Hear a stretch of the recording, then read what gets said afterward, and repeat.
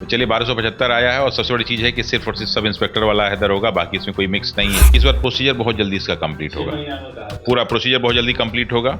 इसलिए जो भी बच्चे हैं फॉर्म भरने की तैयारी जो है 5 अक्टूबर से करेंगे और जनवरी में भी बहुत सारी परीक्षाएं, लेकिन ये कोशिश करेंगे कि दिसंबर के किसी भी, क्योंकि अब तो बिहार में एक नई परंपरा शुरू हो गई कि संडे को भी छोड़ के बाकी दिन भी कोई पेपर हो जा रहा है, तो हो सकता है किसी भी दिन पेपर हो या तो। लेकिन एक जो सबसे इंपॉर्टेंट चीज है कि अभी तक जो पेपर आया है उसमें सबसे टफेस्ट पेपर आने की संभावना है। अगर वन लाइनर के चक्कर में रहे तो जो आप लोग जो है बहुत सारे यूट्यूबर को देखते हैं जो दरोगा बन गए हैं सारे लोग, उसमें बहुत सारे लोग वन लाइनर पढ़ के बने हुए हैं। तो रिटन टफ में अच्छे लड़के निकलेंगे, लेकिन उन लड़कों का फिजिकल इतना अच्छा नहीं होता नॉलेज में जिनका रिटन होता है। तो अब जिस लड़के को दरोगा बनना है वो रिटन और साथ ही साथ फिजिकल भी शुरू कर दे। नमस्कार, आप देख रहे हैं द बिहार टॉप। मैं हूं आदेशपुरी। 2020 के बाद बिहार में फिर से 1275 दरोगा का नोटिफिकेशन जारी कर दिया गया है। बीपीएसएससी जो है वो परीक्षा ले रही है और 5 अक्टूबर से 5 नवंबर तक फॉर्म लिए जाएंगे।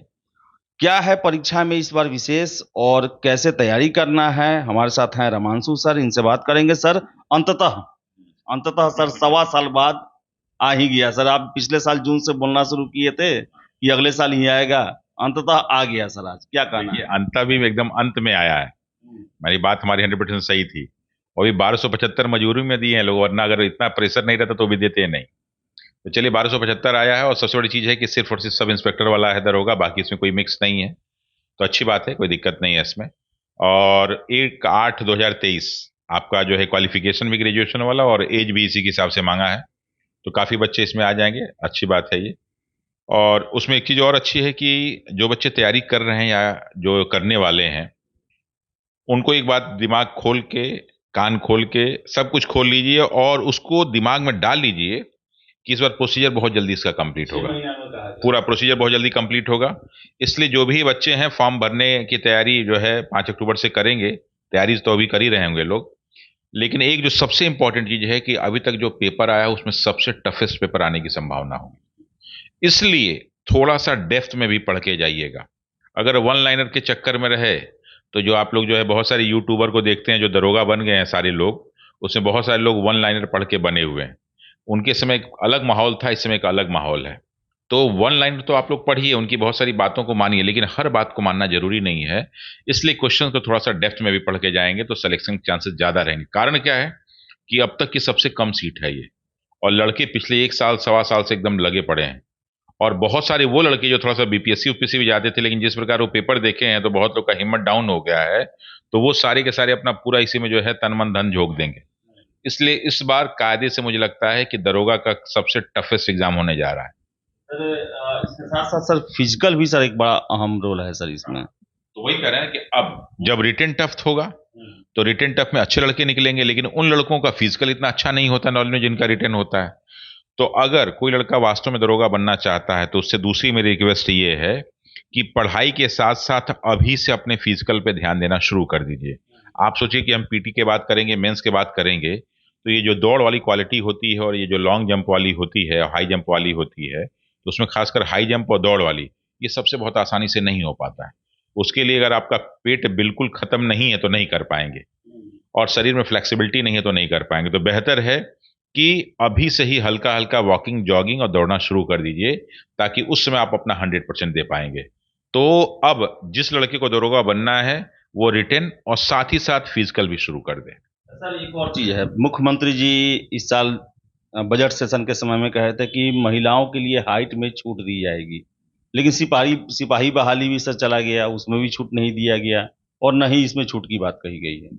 देखिए, मेरा मानना इसमें थोड़ा सा भिन्न है। माननीय मुख्यमंत्री जी ने जो भी कहा था अच्छी बात कही थी, लेकिन जहां तक फोर्स की बात होती है, जैसे अभी देखिए वास्तव में जो फोर्स में नहीं है लोग, और जब फोर्स वाला एक ऐसा है जो सुरक्षा का काम करता है, तो अगर आपका बॉडीगार्ड या आपका सुरक्षा कर्मी खुद ही छोटा होगा, कमजोर होगा, तो आपको सुरक्षा कैसे देगा? जिस प्रकार बिहार में बहुत सारे जो है अपराध बढ़ रहे हैं, उसमें कहीं ना कहीं एक हमारी कमजोर पुलिस व्यवस्था भी दिखती है। तो मुझे तो लगता है कि इसमें किसी को बुरा नहीं मानना चाहिए, और खासकर पुलिस में, सेना में एक फिजिकल अपेयरेंस का बहुत ज्यादा महत्व होना चाहिए। इसको नौकरी नहीं मान के इसको थोड़ा सा दूसरा मानना चाहिए। मान लीजिए यहाँ 4 अपराधी आपको घेर लिए और आपके शरीर में ताकत नहीं है, तो आपसे बंदूक भी आपका छीन लेंगे।